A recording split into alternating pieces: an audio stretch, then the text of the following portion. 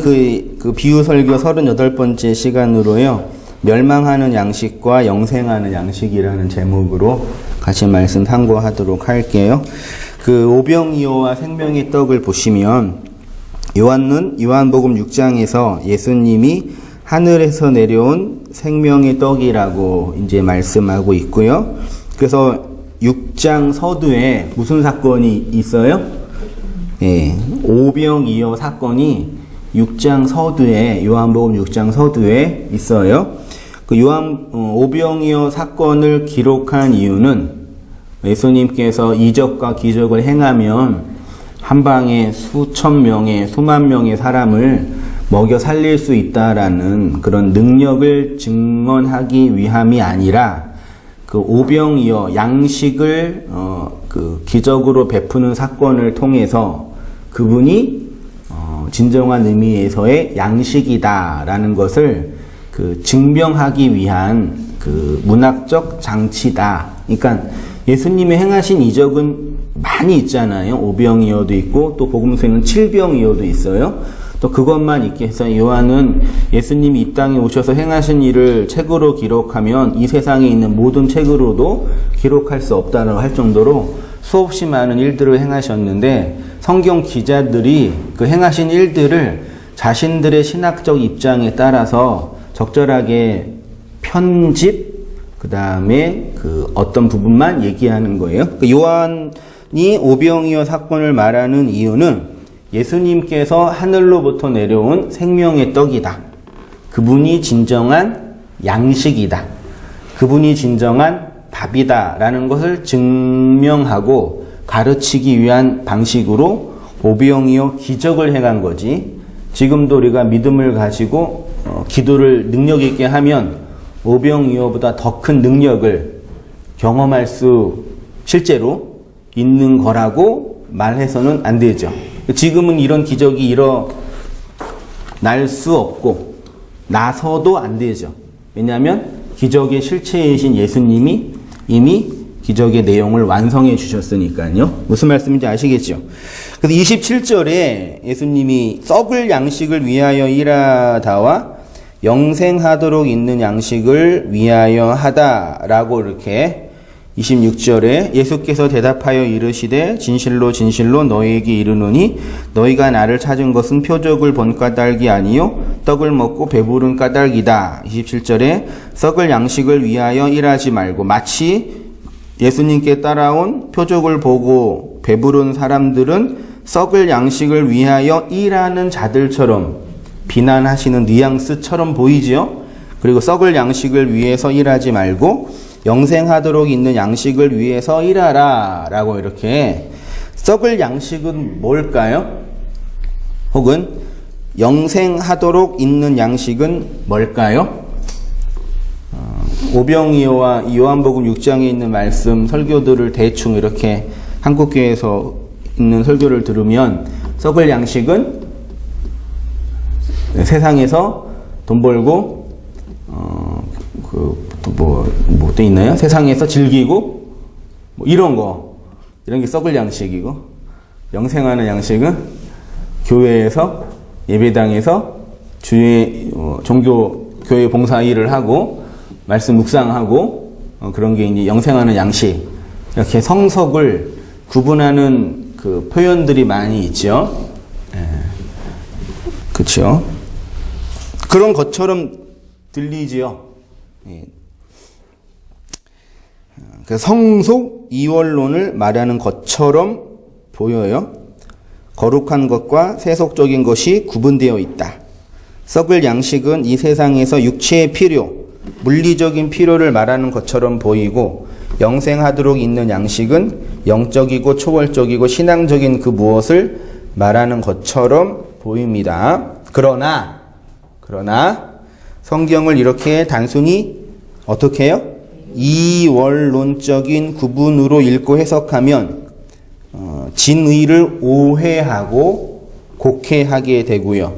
이렇게 오해하고 곡해하게 되면 왜곡된, 오해된 해석과 왜곡된 신앙생활을 하게 되죠. 되게 그래서 해석이 중요한 거예요. 거기에서부터 어떤 행동과 삶의 양식이 움직여진다라는 말씀이에요. 이렇게 성속 이혼론의 개념이 아니라면 그럼 본문이 말하는 썩을 양식은 무엇이고 영생하도록 있는 양식은 뭐냐? 그럼 우리는 어떻게 하면 영생하는 양식을 내냐? 이렇게 적용할 수 있겠죠. 그래서 좀 깊이 들어가서 본문을 좀 주의해야 하는데요. 원어를 좀 보니까 썩을 양식이라고 번역된 헬라어가 호 브로시스 호 아폴리미 이렇게 되어 있어요. 썩을 양식이요. 호는 정관사고 브로시스는 양식이라는 일반 명사고요. 앞에 또 호는 정관사고 아폴리미는 이게 한글 성경은 썩을로 번역을 했는데 원래 아폴리미는 멸망하다, 망하다, 잃어버리다로 번역이 된 단어예요. 특히 이제 구원과 관련해서 하나님의 구원으로부터 소외되는 사람들이 아폴리미를 당해요. 그러니까 이 아폴리미를 썩을로 번역한 것은 요한복음 6장 27절 뿐이 없어요. 나머지 거의 대부분의 성경에서는 요한복음 3장 16절에 하나님이 세상을 이처럼 사랑하사 독생자를 주셨으니 이는 그를 믿는 자마다 뭐요? 멸망하지 않고 이게 아폴리미예요. 그 다음에 요한복음 6장에는 배부른 후에 예수께서 제자들에게 이르되 남은 조각을 거두고 버리다. 이것도 아폴림이고 요한복음 10장 10절에 도둑이 오는 것을 도둑질하고 죽이고 멸망시키려는 이것도 아폴림이고 17장 2절에 내가 그들과 함께 있을 때에 내게 주신 아버지의 이름으로 그들을 보존하고 지켜온나이다. 그 중에 하나도 멸망하지. 이것도 아폴림. 그러니까 몇 개만 그냥 제가 4개도 좀 적은데 대부분 다 이런 식으로 버려지다, 잃어버리다, 멸망하다, 멸망시키다 라는 단어로 아폴리미가 사용이 됐는데 유독 요한복음 6장 27절에만 썩을이라는 표현으로 이제 번역을 했다라는 게 조금 집중해서 보셔야 될 영역입니다. 그러니까 썩다라는 어떤 좀 그런 뉘앙스가 약간 세속적이고 쓸데없는 그런 뉘앙스인데 원래 언어의 의미는 약간 구원으로부터 소외되는 하나님의 심판과 관련된 표현이에요. 그 다음에 이제 그 썩을 양식은 그것을 먹으면 멸망을 당하고 잃어버리는데 썩을 양식을 위하여 일하다 있죠. 위하여 일하다. 요거는 헬라어로 에르가조마이래요. 헬라어 자주 얘기해서 죄송해요. 헬라어를 자주 얘기하는 이유는 어쩔 수 없는 해석이고요. 꼭 헬라어로 공부해야 합니까? 그러면 제가 뭐라 그래요? 안 해도 됩니다. 다 듣고 그냥 잃어버리세요. 제가 다음에 또 얘기할 수 있고요. 그냥 성경 해석을 위한 접근 방식이니까 뭐 이렇게 잘난 척 하려고 그러냐, 뭐 지적 우월감을 가지고 뭐 하려고 그러냐, 그렇게 절 비난하지 마시고, 성경을 깊이 해석하고 싶은 목사의 간절한 열정에 의한 태도이니까요. 예. 뭐 이벌나게 그러냐. 그렇게 절 정죄하지 말아주세요. 예. 아시겠죠? 이게 에르가즈마인데요. 위하여라는 전치사는 원문에는 없어요. 에르가즈마이라는 단어만 있는데 이게 뭐냐면 일하다, 창조하다, 생산하다, 노력하다, 직역하면 멸망시키는 그 먹는 것을 만들어내지 말고. 그러니까 그 썩을 양식을 위하여 일하지 말고를요, 멸망시키는 양식을 창조해내지 말고, 멸망시키는 양식을 만들어내지 말고. 그러니까 양식이 어디에서 만들어져요? 말씀을 듣고 있는 제자들에게서 양식이 만들어지는 거예요. 이게 중요해요. 양식, 브로시스라는 그 양식이 어디에서 만들어지냐면 우리 안에서 만들어져요. 근데 예수님은 그 양식이 너희 안에서 만들어지는데 썩을 멸망을 향해 가는 양식을 에르가즈마이 만들어내지 말라 라는 뉘앙스입니다. 그러니까 우리가 썩을 양식을 위해서 일하는 외적인 행위에 관한 말씀이라기보다는 제가 두껍게 했죠. 뭐예요? 우리 안에서 일어나는 내적인 행위에 관한 말씀이다. 썩을 양식을 위해서 노력하고 애쓰라라는 어떤 외적인 행위를 촉발시키는 단어가 아니라요. 썩을 양식이, 멸망되는 양식이 우리 안에서 흘러나오는 듯한 표현. 됐죠? 이 페이지예요. 그 다음에 양식이라는 단어가 브로시스라는 단어인데, 성경에서 양식하면 제일 먼저 떠오르는 게 뭘까요? 그쵸? 양식하면 예수님이에요. 요한복음 6장 33절 한번 같이 읽어보겠습니다. 시작. 하나님의 떡은 하늘에서 내려와 그들이 이르되 주여 이 떡을 항상 우리에게 주소서. 예수께서 이르시되 나는 생명의 떡이니 내게 오는 자는 결코 줄이지 아니할 터이요 나를 믿는 자는 영원히 목마르지 아니하리라. 내 살은 참된 양식이요 내 피는 참된 음료로다. 내 살을 먹고 내 피를 마시는 자는 내 안에 거하고 나도 그 안에 거하나니 살아계신 아버지께서 나를 보내심에 내가 아버지로 말미암아 사는 것 같이 나를 먹는 그 사람도 나로 말미암아 살리라. 이것은 하늘에서 내려온 떡이니 조상들이 먹고도 죽은 그것과 같지 아니하여 이 떡을 먹는 자는 영원히 살리라. 썩을 양식을 위하여 일한다라는 것은 우리가 주체가 되고 양식이 대상이 된다는 차원이 아닙니다. 이런 표현이 뭐예요?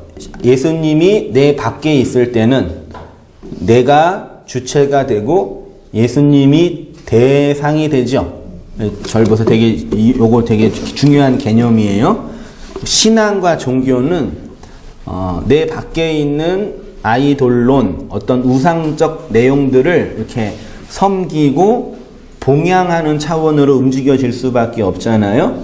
예수님도 구약의 율법으로 오셨기 때문에 사람들 밖에 계셔요. 그래서 예수님이 내 밖에 있으면 내가 그 예수를 이렇게 봉양해야 되고 이렇게 섬겨야 돼요. 그렇게 시작이 돼요. 그게 내가 주체가 되고 예수님은 내 객체, 대상이 된다라는 얘기예요.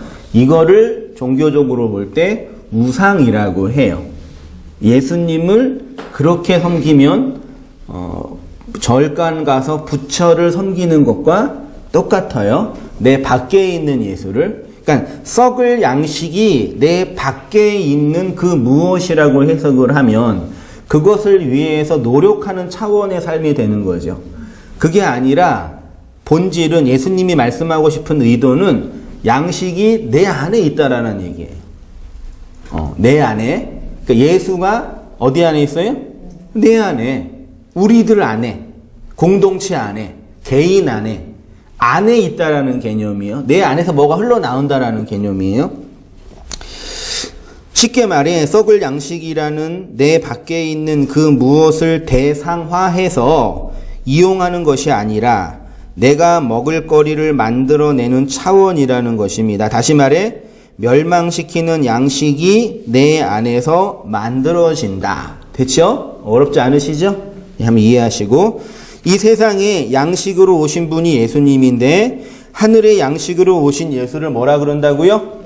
표적. 동그라미 하세요. 표적이 되게 중요해요. 여기 헬라어로 세메이온이라는 단어인데 표시, 예고라는 뜻이에요. 표적, 세메이온, 표시는 어떤 본질을 설명하기 위해서 겉으로 설명하는 방식이에요. 쉬운 예를 들어서 온 땅 교회가 어디 있어요? 여기가 온 땅 교회죠? 온 땅 교회 간판이 있어요, 없어요? 간판 없어요. 십자가 있어요, 없어요? 그 개척하면 제일 먼저 하는 게 십자가 달고 간판 다는 거거든요. 또 간판 하나 달았어, 온 땅 교회 간판. 어디인지 아세요? 여기?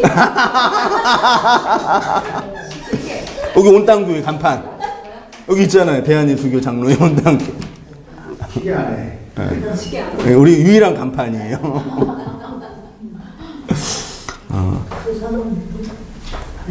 그 온땅교회라는 간판이 이렇게 있으면 그게 온땅교회예요? 아니죠. 예를 들어서 여기 코코 리빙텐 앞에 조그맣게 간판을 달았어요. 말하냐면 그러면 온땅교회 하면 여기가 온땅교회라는 표시지 그 간판 자체가 온땅교회는 아니잖아요. 그치요? 어떤 사람이 온땅교회 너무 좋아 그러고 간판 붙잡고 온땅교회 그러면 정신병자. 그치요? 근데 우리 웃는데 반대로 예수님 해놓고 예수님 너무 좋아 그러면 온땅교회 간판 두고 온땅교회 너무 좋아가 똑같은 거란 말이에요. 알겠죠? 예수님 자체는 뭘 표시하고 설명하기 위한 세메이온이에요. 가르치는 거예요. 이름도 마찬가지예요. 한성민이라는 그 이름 안에 저라는 존재의 본질이 다 담겨져 있는 게 아니죠. 그냥 그거를 가리키는 거죠. 그게 세메이온이에요. 표시, 표적. 그 얘기 쭉 했습니다. 한번 읽어볼게요. 간판을 생각하시면 됩니다. 온땅교회라는 본질이 온땅교회라는 간판에 있는 것은 아니지만 간판은 온땅교회를 표시합니다. 온땅교회는 간판을 보면서 이것이 온땅교회라고 하지 않고 온땅교회를 가리키는 표시라는 것을 알고 있습니다. 사람의 이름도 동일합니다. 이름은 사람을 표시하는 것이지 그 본질 혹은 의미를 담고 있는 것이 아닙니다. 예수님의 표적, 세메이온으로 오셨다라는 것도 바로 이런 의미입니다. 우리는 예수님 자체에 대한 과도한 의미를 부여하고 싶어 합니다. 그러나 예수님은 하나님의 무엇을 우리에게 설명하기 위해 말씀 육체, 호로고스, 사르크스라 그랬죠. 요한복음 1장 14절에 말씀 육체로 오신 분이죠. 그분이 말씀 육체로 오신 이유는 사르크스 로고스, 말씀 육체 말씀? 예수님은 말씀이 육체가 되셨고 우리는 뭐예요? 육체가 말씀이 되어 가는 거죠. 그러려고 오신 거죠. 근데 예수님 당대의 모든 사람들은 예수님을 제대로 이해하지 못했기 때문에 마치 온땅교회라는 간판을 붙잡고 여기가 온땅교회라고 말하는 그 모습으로 예수님을 붙잡았어요. 그래서 그렇게 예수님을 표적으로만 붙잡고 있었던 사람들이 예수님을 뭘로 만들었어요? 뭘로 만들고 싶어 했어요? 나중에 볼게요. 요한복음 마태복음 22장 39절 예수께서 대답하여 이르시되 악하고 음란한 세대가 표적을 구하나 요나의 표적밖에. 요나의 표적이 뭐예요? 물고기 뱃속에서 3일 동안 요나가 죽은 거죠. 그게 예수라는 표적이 갖고 있는 의미죠. 십자가죠. 3일 동안 십자가에서 죽은 장사된 거. 6장 26절 예수께서 대답하여 이르시되 내가 진실로 진실로 너에게 이르노니 너희가 나를 찾은 것은 표적을 본 까닭이 아니요 떡을 먹고 배부른 까닭이로다. 오병이어라는 표적이 가지고 있는 내용은 예수님이 하늘에서부터 오신 양식, 생명의 떡이라는 것인데 그걸 모르고 이적을 행하시는 예수만 붙잡은 거예요. 떡 자체만 붙잡은 거예요. 양식 자체만 붙잡은 거예요. 그 안에 있는 내용은 도통 모르고 그 의미를 모른다라고 제가 표현하는 거예요. 의미를 오늘로 얘기를 하면 제가 이렇게 강단을 세우고 헬라어도 얘기하고 신학도 얘기하면서 제가 뭐 하고 있는 거예요? 훈화 말씀하고 있어요? 연설하고 있어요? 그러면요. 하나님 말씀을 전한다라는 얘기는 그런 훈화나 연설이 아니라 말씀의 내용을, 의미를 전달하는 거예요. 이게 되게 중요해요. 강해. 그래서 우리 조상들은 강론이라고 부르세요. 말씀 강론. 말씀 강해. 그러니까 오늘날 강단에서 목사들이 말씀 강해는 안 하는 건 아니죠. 조금 하죠. 조금은 하고 말씀 강해는 강론을 이만큼 하고 적용과 연설과 훈화는 요따만큼 하는 거예요. 그래서 세상 사람들이 막 잔소리할 때 나한테 뭐 하지 말라 그래요. 설교하지 마. 원래 설교는 잔소리가 아니라 하나님 말씀 성경을 강론한 의미를 잘 모르잖아요, 우리가. 공부를 많이 했어도 모른단 말이에요. 근데 의미를 알고 있는 어떤 사람이 그 말씀의 의미를 그 시대에 맞게 설명하는 게 이 자리에서 목사가 해야 할 가장 중요한 일이에요. 하나님이 주신 아주 중요한 명령이고 권위예요. 근데 이런 권위와 명령은 아주 우습게 여기고 사람들한테 이빠른 얘기는 하면서 사람들의 뭘 얻고 싶은 마음으로 그런 훈화나 그런, 물론 그것도 필요하셔야 우리가 뭐 그런 얘기 필요 없겠어요? 근데 그런 건 목사보다 이 세상에 있는 뭐 김미경 강사나 김재동 씨나 마시아나 스타 강사들 많이 있잖아. 인문학 해가지고 자녀를 어떻게 잘 키울 수 있을까 이런 거. 그런 것도 잘하잖아요. 되게 중요한 이 자리예요, 사실은요. 근데 그 일이 지금 우리가 이렇게 있는 것처럼 예수님 당대도 동일했단 말이에요. 대박. 옛날에는 먹고 사는 게 만만치 않았잖아요. 근데 갑자기 막 수만 명이 모였는데 어떤 젊은이가 와가지고 하늘을 우리가 축사 한번 하니까 막 도시락이 막 하늘에 떨어지는 거. 툭툭툭툭 떨어져요.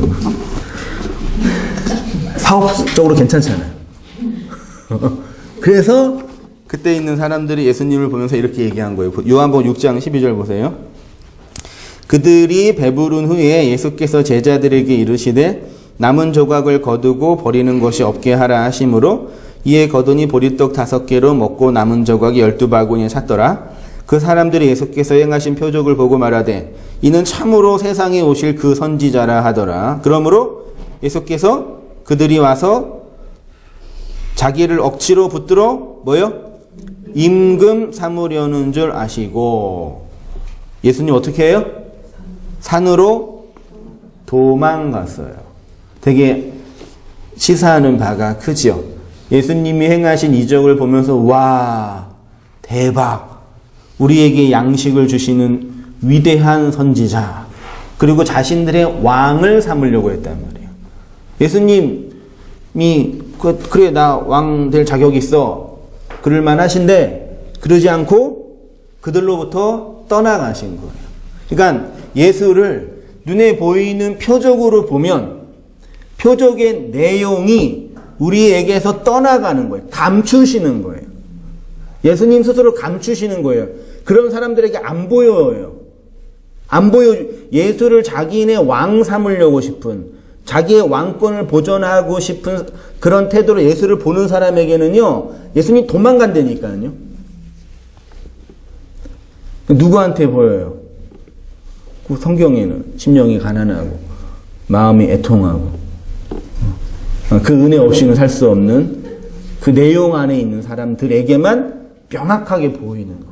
그러니까 이렇게 모여서 이렇게 주일날이든 평일날이든 말씀 나누고 또 집에서 직장에서 말씀 묵상하면서 그 예수의 표적 안에 있는 진리에 대해서 고민하는 우리 성도님들이 제가 얼마나 복이에요. 할렐루야. 진짜라니까요. 가끔 이렇게 짜증날 때도 있고, 이런 거 필요 없다고 그냥 던질 때도 있긴 있지만, 제가 이런 별로 이 세상에 사는데 도움 안 되는, 그렇지만 또 어쩔 수 없이 감사하게 되죠. 도움 안 된다고 너무 이렇게 버리지 마세요.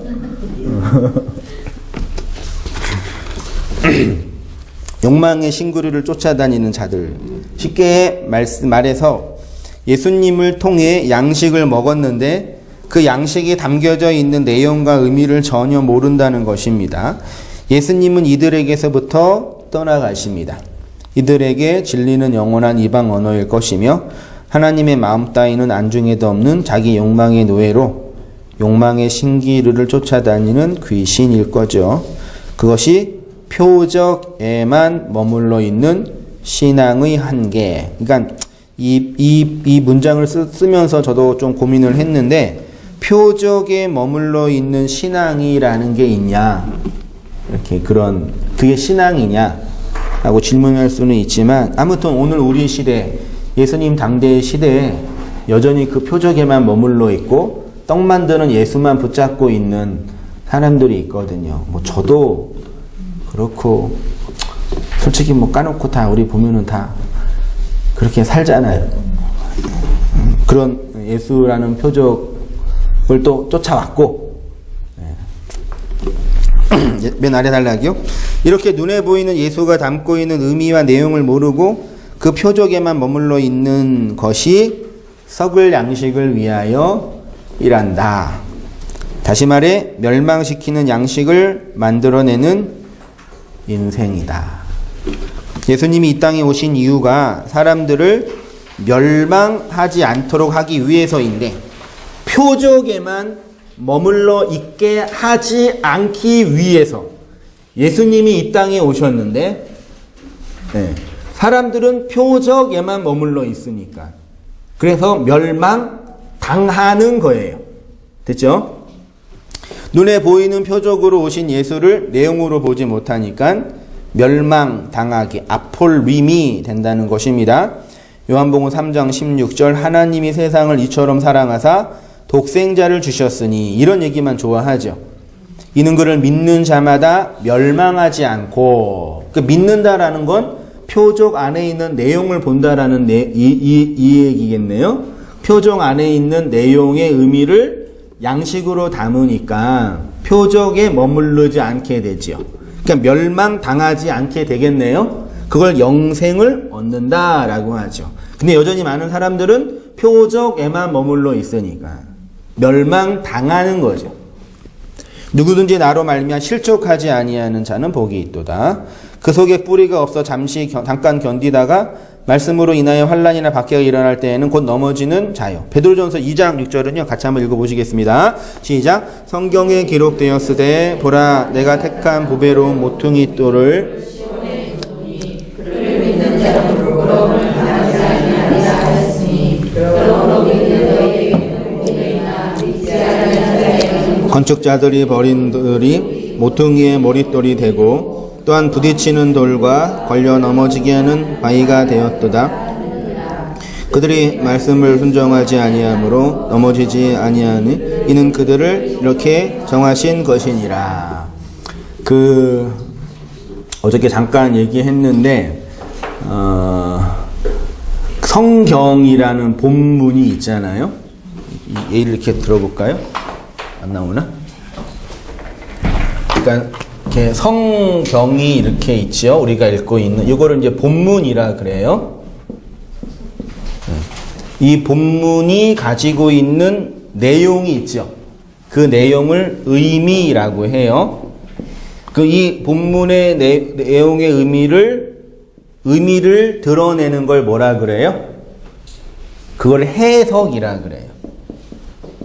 그 해석을 학문으로 정리한 게 해석학이에요. 이거를 기독교식으로 하면은 신학이라 그러는 거예요. 그러니까 신학은 성경 공부를 하는 게 아니라 성경을 해석하는 틀을 갖고 있는 거예요. 성경 본문이 중요해요? 해석적 틀이 중요해요? 뭐가 이게 중요해요? 이게 중요해요? 뭐가 더 중요해요? 둘 다 중요한데. 이 본문을 성경뿐만 아니라 역사적 사건, 이거는 소위 말해 팩트죠. 네. 이 사건이 있는데 이 사건을 어떻게 해석하느냐에 따라서 여당과 야당으로 나누어지죠. 이상하지 않아요? 같은 사건인데 여당은 그걸 악이라 그러고 야당은 선이라 그래요. 누가 맞아요? 머릿수 많은 애가 맞는 거예요. 그걸 민주주의라고. 그러니까 이게 자기의 입장, 정치적 색깔, 정책적 입장에 따라서 그 사건을 각각 다르게 해석하는 거죠. 요거는 영원한 사실이잖아요. 이해되시죠? 똑같아요. 성경 본문은 영원한 그 본문이에요. 이거를 해석하는 틀이 뭐냐에 따라서 그러니까 그걸 악이 되고 이걸 생명이 될 수 있고 멸망이 될 수 있는 거죠. 이 해석적 틀이요.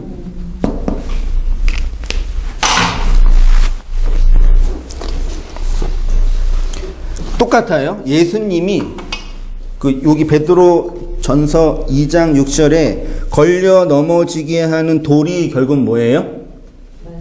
예수님이에요. 그치요? 모퉁이 돌이 누구예요? 예수님이에요. 근데 걸려 넘어지게 하는 돌은 누구예요? 예수님이에요. 돌이라는 그 팩트 자체는 사실 하나는 이렇게 있는데 이 돌로 인해서 누군가는 생명으로 이끄는 돌이 되고 누군가 이 돌 때문에 걸려 넘어지는 거예요. 그러니까 예수님은 어떤 사람을 걸려 넘어지지 않도록 바라는 분이 아니라 사실 하나는 그대로 있는데 이 돌을 말하자면 어떻게 해석하느냐에 따라서 걸려 넘어지기도 하고 생명이 된다는 차원이죠. 그러니까 엄밀하게 말하면 사람들을 걸려 넘어지게 하는 그 돌은 누구예요? 예수님이에요. 그걸 스칸달리조라고 해요. 스칸달리조, 실족하게 하다. 걸려 넘어지다. 그 예수님도 스스로 나로 말미암아 실족하지 않는 자가 복이 있다 그랬잖아요. 말씀으로 말미암아 환난을 받을 때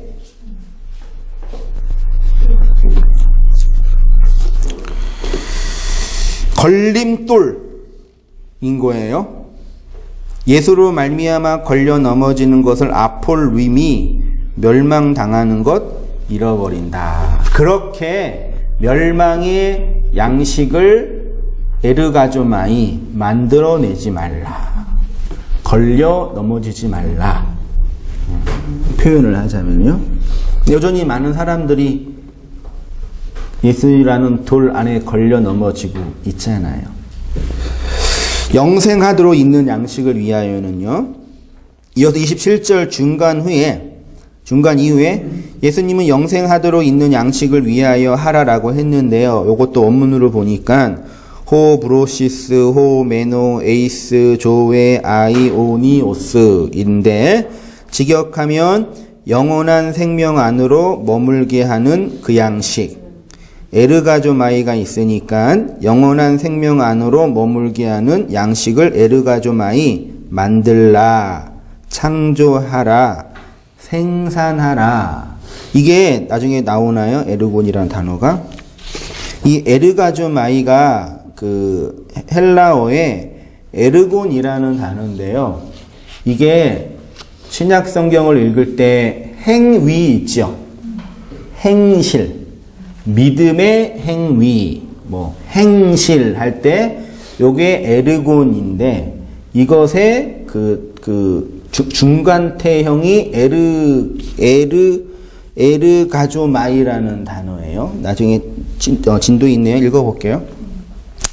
성도의 행함, 제가 멸망시키는 양식을 만들다 영원한 생명 안으로 머물게 하다라는 머물게 하는 양식을 만들어내다라고 할 때, 라고 번역한 이유가 에르가조마이라는 동사 때문인데 썼네요. 에르곤이라는 동사의 중간태예요. 우리나라 어법은 수동태와 능동태뿐이 없거든요.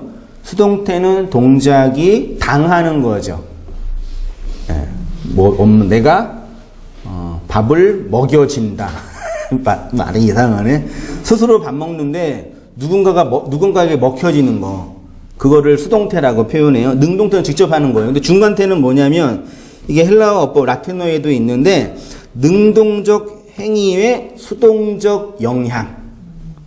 내 안에서 양식이 만들어지는 건 누가 만드는 거예요? 내가. 근데 그 양식의 영향은 누가 받아요? 내가. 엄마가 자식을 낳죠. 여자가 아이를 낳잖아요. 그는 여자가 능동적으로 낳는 거죠. 근데 그 아이의 영향을 받죠. 심지어 아이의 지배를 받죠. 그를 출산하는 걸 말하자면 헬라어적 개념으로 중간태라고 하는 거예요. 아이는 자기가 낳지만 아이의 영향을 계속 받잖아요. 수동적인 입장이죠. 그러니까 얼마나 이게 아름다운 표현이에요.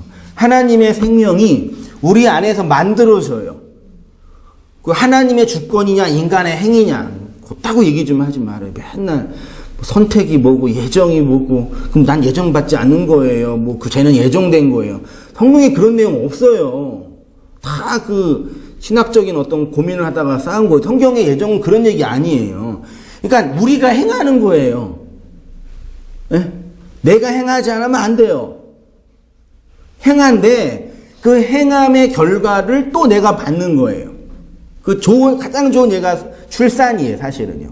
엄마가 아이를 낳지만 아이도 나오죠. 엄마가 50이라는 힘을 주면은 아이도 50이라는 힘을 낸다면서요. 함께 내는 거예요. 생명이라는 건 그렇게 형성되는 거죠. 그렇지만 여자 스스로는 생명을 잉태할 수 없다는 의미에서는 수동적인 거죠. 그렇죠? 아무리 여자가 뛰어나고 건강해도 씨를 받지 않으면 생명이 될 수 없는 것처럼 우리가 어떤 행위를 해도 하나님의 생명을 받지 못하면 아무것도 아니에요. 그런 의미에서는 수동적인 거예요. 그렇지만 그 생명이 들어와서 나를 이끌고 우리를 붙잡아 가는 과정은 매우 능동적인 거죠. 그게 이제 중간태라는 동사가 가지고 있는 의미입니다. 인자가 건네주는 것, 이어서 이 양식에 대해서 말씀하시는데 이 양식은 인자가 너희에게 주는 것이라고 하고요. 여기 주린이가 디도미이고요. 하나님의 초월을 현실 속에 주는 것이라고 합니다. 이렇게 예수님에 의해서 영생을 얻게 하는 양식을 건네받은 자가 하나님의 일을 하는 것이고 이 일은 곧 하나님께서 보내신 일을 믿는 것이고 우리는 이것을 아주 쉬운 명제로 예수님 믿는다.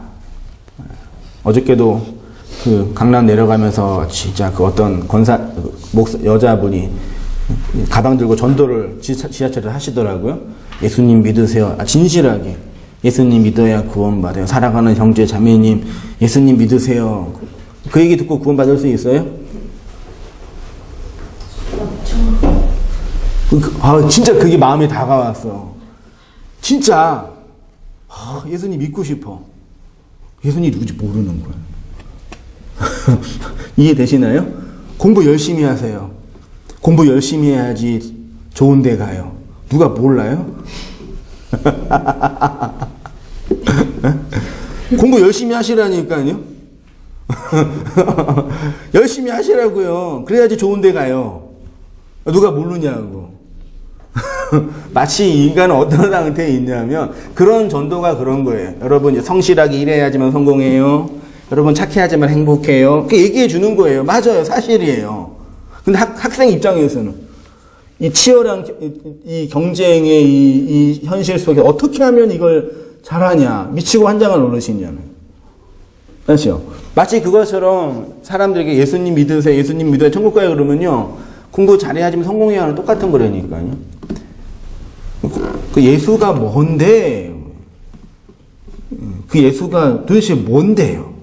십자가예요. 상이에요. 내 마음에 계신 어떤 실체예요.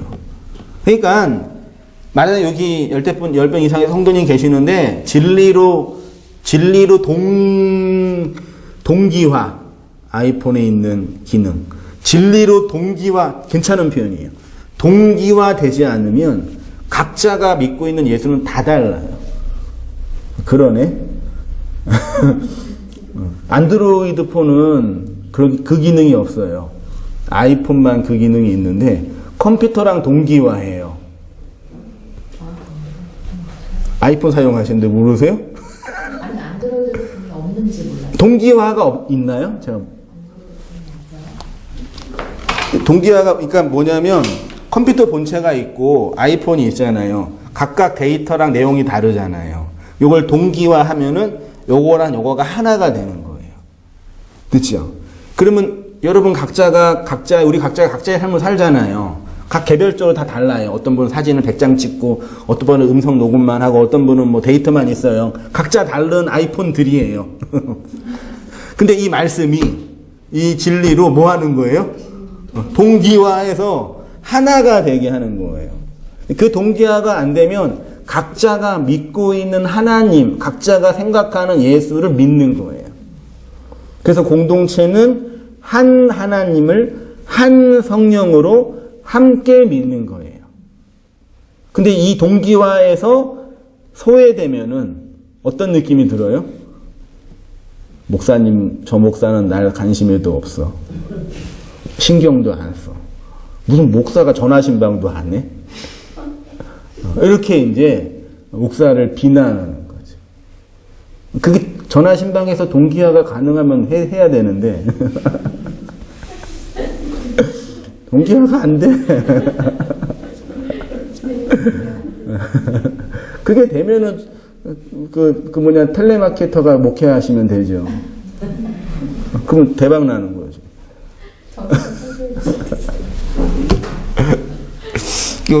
온당교회 저는 목회 방식이 좀 이렇게 기존 교회는 다르잖아요. 기존 교회는 새신자 오면은 이렇게 고객 만족 준비해야 되고 잘 좀 해주세요 우리 권사님 그런 거. 새신자들 많이 오게 해야 되고 또 신경 써줘야 되고 또 관심 가져야 되고 그렇게 해서 인간적으로 좀 정이 붙고 그러면은 교회 와서 교회 떠나지 않는다. 그게 지역교회 개념이잖아요. 그게 되게 나쁘다고 할 필요는 없는데 저는 그런 게 안 돼요. 저를 합리화하는 게 아니라 말씀과 진리적 관점에서는 아무리 인간적으로 친해도 진리가 아니면 안 돼요. 그거는 제 혈육도, 제 부인도, 제 부모랑도 마찬가지예요. 근데 전혀 상관이 없는 지체도 그 말씀 안에서의 동기화가 되면 그 안에서 하나가 되는 거예요. 그렇죠? 이게 온땅교회 한성민 목사의 이게 이것만이 진리다 그런 주장이 아니라 그런 집단이에요. 우리 영등포 온땅교회는요. 그러니까 물론 새로운 분들이 오거나 가끔 오시는 분들한테 이렇게 배려해주고 친절을 베풀고 왔는데 왔어? 네, 그래. 알아서 앉아. 좀 이상하잖아 그거는. 우리는 알아서 생존하는 곳이거든. 네. 오든지 안든지 그래 진리는 네 거지 뭐. 좀 재수 없잖아요. 제가 그러진 않잖아요. 제가 그래요? 물론 이게 인간도 잘 배려해주고 따뜻한 것도 주고 그래야죠. 그런 거 잘 해주세요 우리 권사님 집사님들. 할렐루야. 왜냐면 왔는데 의자가 없어. 이거 어떡하라는 얘기, 가라는 얘기, 오자마자 이거 어떡하라는 얘기야 이거. 여기 오려면 의자 들고 와야 돼. 자기 의자를. 맞아요. 내가 없으리가지고. 그런 거를 이렇게 잘 해주면 돼요. 그리고 또 이렇게 그런 거 달란트 있는 분도 많이 계시고 저는 이렇게 태생조 잘 못해요. 그래서 분목사 때 되게 힘들었어요. 요즘 분목사는 거의 고객 만족 끝내주거든요. 비난하는 게 아니라 진짜 너무 밝어 애가. 너무 밝고 그리고 너무 친절해요. 집에 가면 안 친절해요. 어쨌든 교회에서는 싹싹하다. 그 권사님들이 이렇게 나이 많은 권사님이 되게 싹싹하다고 되게 좋아하는 거예요. 젊은 목사를. 근데 저는 맨날 소리 지르고 오셨어요? 그러고 하니까 이게 영 평판이 안 좋은 거예요. 내가 이게 태생적으로 안 되나 막 그래가지고 어떤 분은 심지어 너 그래가지고 목회 안 된다. 목사가 친절하게 성도들을 대해야지 그게 뭐냐. 그런 비난도 많이 이렇게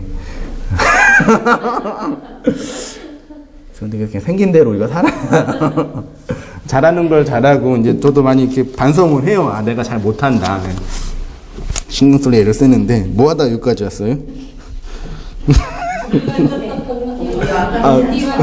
동기와 중간대 하다가 여기까지 왔네요. 약간 그런 이렇게 친절과 인간적인 배려가 있어서 여기만 오면은 마음이 흡족해지고 위로를 얻고 좋아요. 근데 진리는 그거랑 다른 영역이라서 문제라는 얘기예요. 그러니까 아무리 저랑 친하고 아무리 제가 착하고 천사 같은 목사로 성도들을 대접해도 진리는 그거랑 아무 상관이 없단 말이에요. 물론 진리에 이르는 과정에서 도움은 될 수 있겠죠. 도움은 인간적으로 신뢰를 했고 신뢰가 됐고 인간적으로 이해가 되면 좀 접근하기가 편하잖아요. 그래서 사기꾼들이 맨날 이렇게 접근을 잘하는 거예요. 친절하게 밝게 웃으면서 그게 그렇게 관계가 있어야지 좋은 거든 나쁜 거든 이렇게 영향을 줄 수 있으니까요. 자, 에르곤이고 양식 인자가 건네주시는 것. 이어서 이 양식에 대해서 말씀하시는데 이 양식은 인자가 너희에게 주는 것이라고 합니다. 여기서 주리니라는 단어가 디도미입니다. 하나님의 초월을 현실 속에 선실 속으로 주는 것을 읽었죠. 마지막 날에 다시 살리시는 예수님이요. 그러면 이렇게 예수님을 믿는 자에게는 어떤 변화가 일어나냐? 그 생명이 영원한 생명 안으로 머물게 하는 그 양식이 만들어지는 차원은 뭐냐?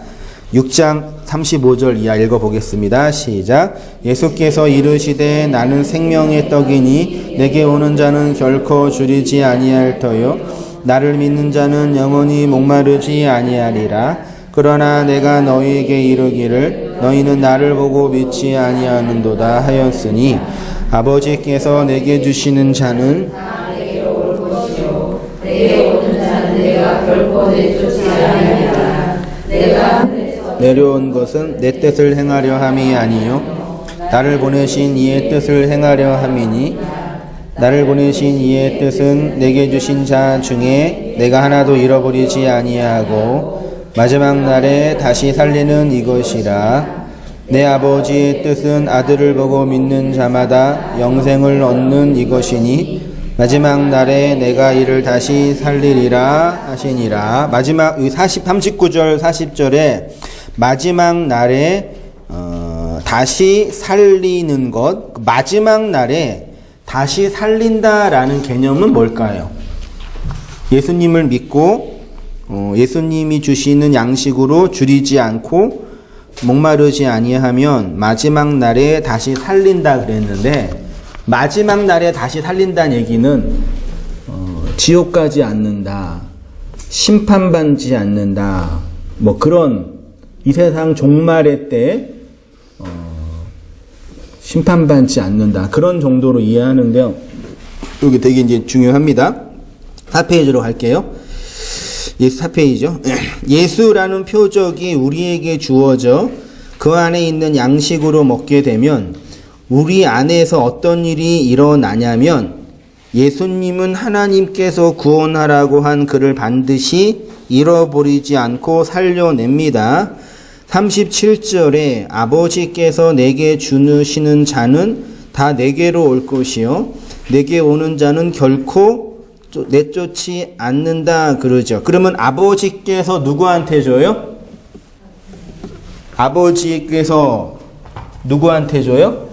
아들에게 주죠. 예수님 스스로 아버지가 나한테 준 그들은 결코 또 떠나보내지 않는다 그거예요. 그럼 비유를 하면 하나님이 계시고 예수님이 계시는데 여기 인간이 이렇게 있죠. 인간이 예수님께 가죠. 가요. 근데 인간이 예수님께 가는 건 누구 때문에 가는 거예요? 하나님이 이렇게 보낸 거예요. 그래서 이 예수에 의해서 인간이 구원받는 거죠. 그렇죠? 그러면 인간이 예수님께 갈 때 뭘로 가냐? 무엇으로 가냐? 반대로 얘기해서 예수가 인간을 데리고 오는 거죠. 저기 있는 걸 데리고 오는 거. 저기 있는 걸 데리고 오는 거. 그걸 뭐라 그래요? 저기 있는 걸 데리고 오는 걸 잘하는 걸 뭐라 그래요? 네? 네?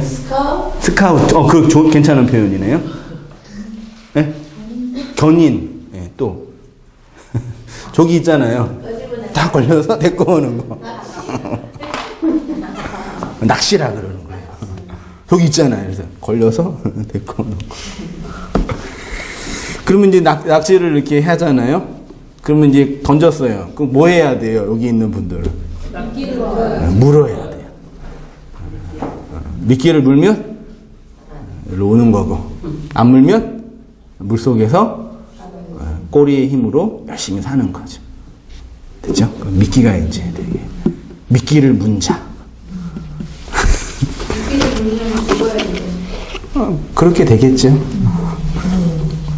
그러니까 미끼를 무냐, 안 무냐. 그 예수님이 뭘로 오신 거예요, 말하자면? 미끼로 오신 거예요. 양식이라고 할 때. 예수님이 역사 속에, 그러니까 오병이어 기적을 행하는 건 미끼를 던진 거예요. 미끼를 딱 던졌는데 막 몰려든 거지, 고기들이. 근데 물지는 않았어. 네? 네, 떡밥만 먹고 간 거예요. 근데 물린 사람이 있다니까요. 그거 볼게요. 그러면 우리가 어떻게, 그러면 무엇으로 이끄셨습니까? 아버지가 주신 양식을 먹어서 그렇게 된 것이고요. 쉽게 말해, 하늘에서 내려온 미끼, 예수라는 양식이 이 아래 세상에 살고 있는 우리의 미끼가 되셨고, 우리는 그 미끼를 물고 끌려가는 인생이 된 거죠. 오병이의 사건을 통해서 예수님은 우리에게 미끼를 던진 거죠. 그런데 그 내용을 알지 못하니까 떡밥만 먹고, 오병이어 사건에 예수님께서 이적행한 그 사건만, 떡만 먹고, 그거 먹고 죽은 거예요. 그러나 아버지께서 예수에게 준 자들은 다 걸려들죠. 그게 39절과 40절에 동일하게 반복되는 마지막 날에 반드시 살게 된다. 다시 말해서 미끼에 걸려들면 물에서 나와 하나님 나라로 들어간다. 그 표현을요. 마지막 날에 다시 살리시겠다라는 것은 무슨 뜻이냐? 이 세상의 마지막 지구의 종말이 올 때에 구원하시겠다는 것일까요? 아니면 우리 각자의 인생 속에 죽기 직전에 그 죽음을 뛰어넘는 어떤 능력을 주시겠다는 것일까요? 본문을 원어로 보면 아니스테미 아우토 엔 호 에스카토스 헤메라예요. 아니스테미는 아나 어디 위, 이스테미 세우다, 언약하다의 합성어로 위로 세우다, 위로 올려놓다. 이게 아니스템이고요. 이거의 명사형이 아나스타시스예요. 이 아나스타시스는 뭐냐? 부활. 그 부활은 뭐냐면 눕혀 있다가 똑바로 서는 거예요. 그러니까 우리가 부활한다라는 얘기는 나중에 우리 육체가 죽어서 그 죽은 육체에 다시 영이 들어가가지고 딱 살아난다는 개념이 아니에요. 그래서 막 부활을 믿는 그런 사람들이 화장하면 안 된다고. 왜냐면 나중에 영이 들어갈 자리를 못 찾는 거죠. 화장했으니까. 그런 물리적 개념이 아니라니까요. 영적으로 우리가 이 세상에서 누워 있잖아요. 걷지 못하고 누워 있잖아요. 그래서 아니스템이 위로 세워지는 거예요. 그걸 부활이라 그러는 거예요. 그 예수님 믿고 십자가를 영으로 받은 우리가 이 세상에서 똑바로 이렇게 섰잖아요. 언약의 기둥으로. 그럼 부활하셨네요. 네, 그거예요. 그러니까 우리 인생 속에서 신앙생활 속에서 경험되는 내용들이에요. 나중에 막 죽어서 나는 생명이요 부활이니 죽어서 믿는 자는 살겠고 그래서 꼭 그렇게 장례 설교 가서 부활 신앙을 얘기하면서 지금은 죽어서 슬프지만 나중에 주님이 오실 그날 우리가 다 함께 주님을 만난다라는 희망과 소망을 주는데 그런 걸 얘기하는 게 아니라 부활은 지금 우리가 하나님의 말씀과 언약으로 다 세워지는 거예요. 그 다음에 마지막 날을 완성하다. 에스카토스는 맨 끝의 마지막이란 뜻으로 공간적으로는 가장 끝에 있는 장소, 시간적으로는 마지막 사건, 존재론적으로는 존재의 마지막. 에스카토스는 마지막의 것, 끝의 것으로 제가 줄쳤죠. 그러면 그거 하나만 통과하면 완성되는 것. 제가 이걸 마지막 하나라 그랬죠. 마태복음 5장 26절에 진실로 내게 이르노니 내가 한 푼이라도 이게 에스카토스 고드란테스 에스카토스는 마지막이고 고드란테스는 4분의 1이에요. 4개의 마지막 하나 그걸 이제 사랑이라고 제가 산상수훈에서 말씀드렸는데 그것을 남김없이 다 갚아야지 어디에? 율법의 감옥에 그래야지 거기에서 나온다. 고전 4장 9절 내가 생각하건대 하나님이 사도인 우리를 죽이기로 작정된 자 같이 어디에요? 끄트머리에 두셨음의 끄트머리가 에스카토스예요. 그러면 맨 마지막으로 뒀다는 얘기는 제가 이거 말씀 설교할 때 많이 드렸는데 고린도전서 4장은 어떤 문맥인지 말씀드렸죠? 4장을 다 읽어보시면 좋은데 생각하건대 하나님이 사도인 우리를 어떻게 하기로요?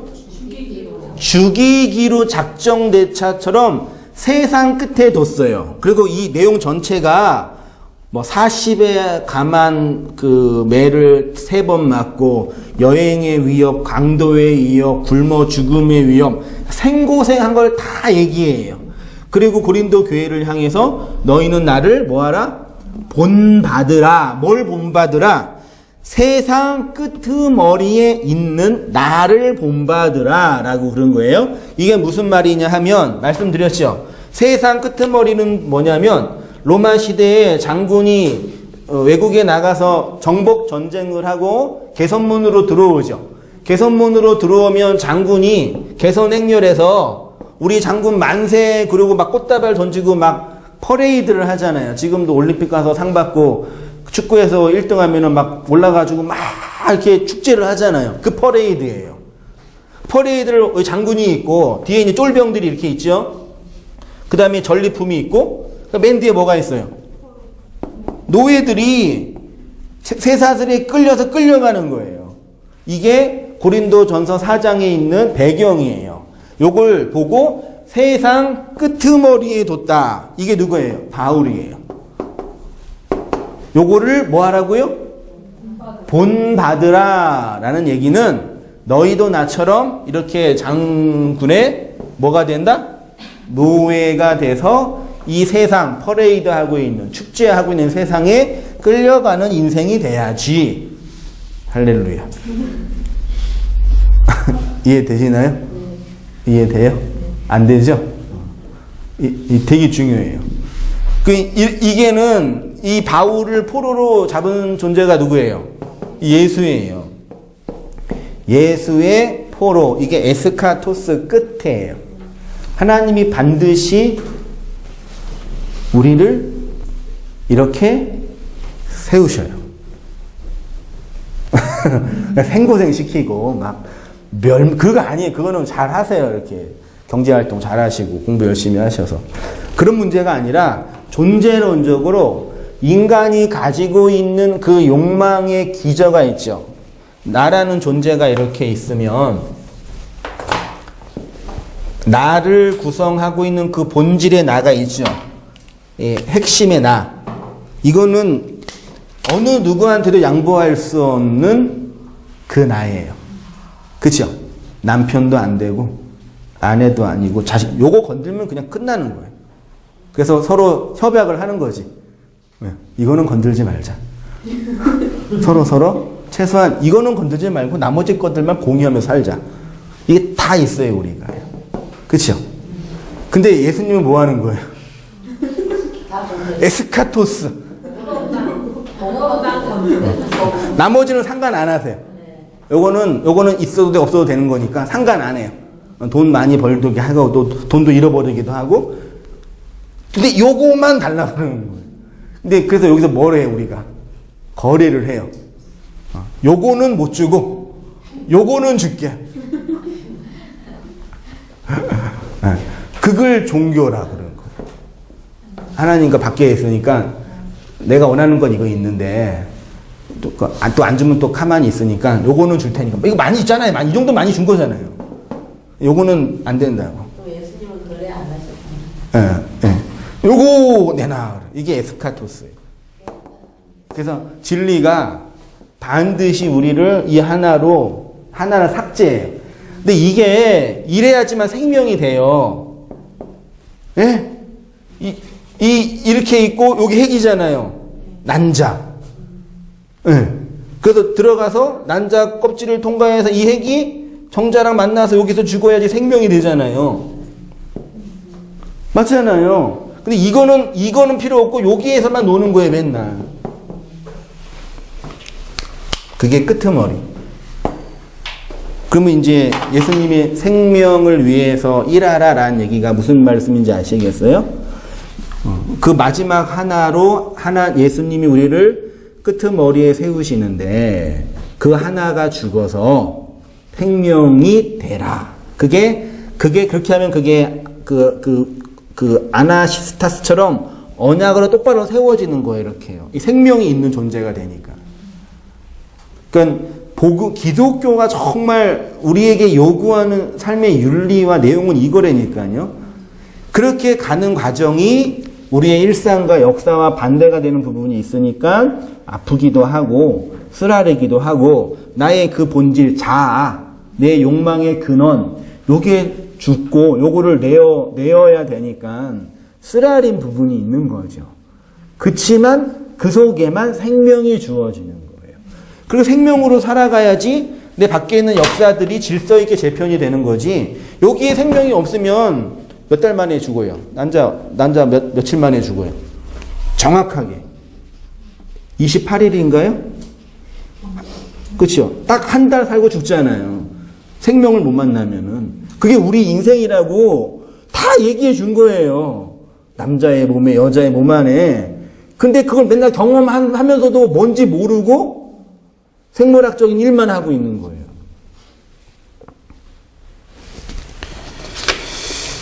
그게 끄트머리에 뒀다. 마지막 하나를 꺾으시는 하나님, 이렇게 표현했습니다. 헤메라라는 날이란 뜻으로 역사, 시간, 때 등을 의미합니다. 그래서 호엔 에스카토스 헤메라는 마지막 날 안에서라 할 수 있고요. 쉽게 말하면 인생의 끝자락으로, 역사의 마지막으로 하나님께서 보내신 자들을 세우시겠다는 것입니다. 더 쉽게 말하면 아버지가 예수님께 보낸 자들을 인생의 마지막으로 죽이셔서 살리시겠다. 바울은 그것을 세상의 끄트머리에 두신다. 율법의 세상에서 죽이시고 진리로 살게 하셔서 이 세상의 기둥으로 다시 세우시겠다. 그게 아나시스타스, 부활. 이것이 바로 표적으로 오신 예수님이 오병이어 사건을 통해서 주시고자 했던 진짜 생명이에요. 그런데 이제 요한복음 6장을 쭉 읽어보시면 아시겠지만 마지막 결론이 뭔지 아세요? 보세요. 제자 중 여럿이 듣고 이르되 말하되 이 말씀은 어렵도다. 막 오병이어 기적 행하고 막 도시락 주니까 와 그러는데 야 그 도시락이 뭔지 알아? 하늘의 떡이야, 생명이야. 그러니까 이게 무슨 말이야 그러는 거예요. 누가 들을 수 있느냐 한데 이때로부터 그의 제자 중에 많은 사람이 떠나가고 교회 부흥이 실패한 거예요. 다시 그와 함께 다니지 아니하더라. 아이 재수 없어. 도시락 달라 그래도 이상한 거 얘기해주고 있어.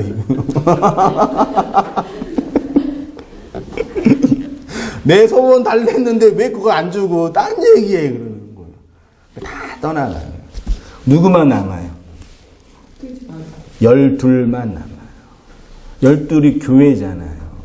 베드로가 영생의 말이 여기 있습니다. 그런 거예요. 우리에게 얘기해 주는 거예요. 교회만 예수님이 건네준 그 미끼를 물고 에스카토스 세상 끄트머리에서 진리로 완성이 되어 생명이 되고 그게 아나시스타스 부활로 이 율법의 세상에서 하나님의 그 무엇을 증언하는 언약의 기둥이 되는 거예요. 원하든 원치 않든 하나님이 그렇게 끌고 가신다니까요. 그리고 인생은 비교 항목으로 대조표로 비교할 때 그렇지 않고 자기 욕망과 자기 의와 자기의 꿈과 희망을 위해 살아가는 사람과 그것이 삭제되고 하나님의 그 진리로 죽어서 언약으로 살아가는 사람의 행복감을 볼 때 이 사람이 더 행복할 수 있을지도 몰라요. 어떤 의미에서는. 근데 그렇게 살 수 없는 거예요. 성도는요. 왜요? 미끼를 물어버려서. 물어버려가지고. 왜 이걸 물어가지고. 한탄하시려면 문 여러분은 한탄하세요. 물어서 물에서 나와서 이 생명의 말씀을 따라 그 진리를 갈급해하고 은혜를 목말라 하는 거예요. 그러니까 그런 게 교회고 이 어둡고 절망스러운 시대에 우리가 어떻게 살아가야 되시는지 아시겠죠? 아직도 어려우시죠? 어렵기는. 하나님 그렇게 이끌어 가신대잖아요. 그리고 12만 남아서 그 생명을 나타내는 인생들로 이끌어. 그러면 질문, 그럼 내 인생은 뭐예요? 자꾸 물어보는 거예요. 내 인생은 뭐예요? 남편한테 내 인생은 뭐야? 자꾸 물어보는 거예요.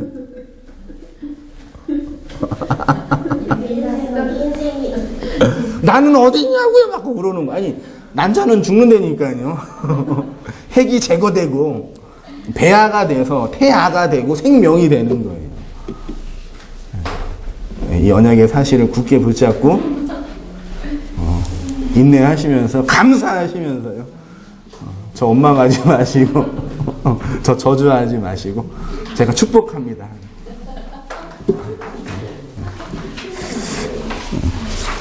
기도하겠습니다.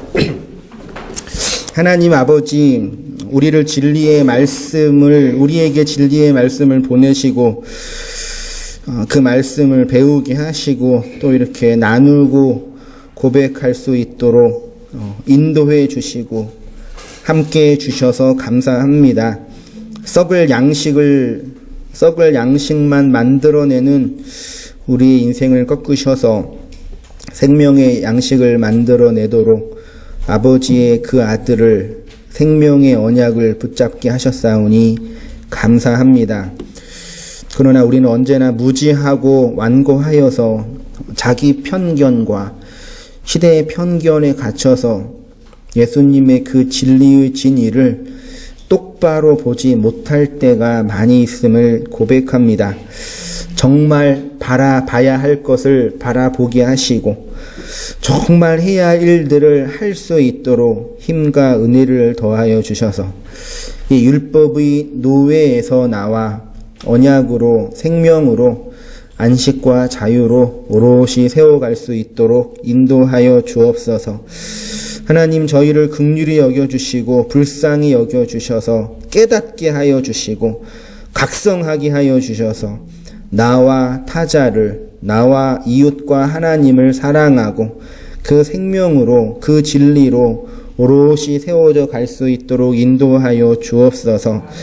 세상 끄트머리에 두신 하나님의 언약과 그 말씀 앞에서 낭망하고 좌절하지 아니하고 우리를 그 생명으로 이끄시고 생명 내는 자로 세우심을 또한 바라보면서 감사하고 인내하며 살아가는 우리 모든 삶이 다 되어지도록 은혜 베풀어 주옵소서.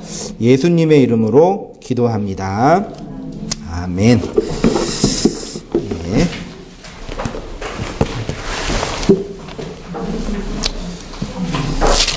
우리 406장 찬양 드리고요.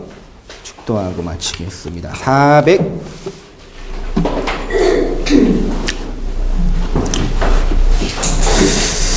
고난 내 영혼 편히 쉴 곳과 풍랑이 일어도 안전한 폭풍까지도 다스리시는 주의 영원한 팔 의지에 주의 영원하신 팔 함께 하사 항상 나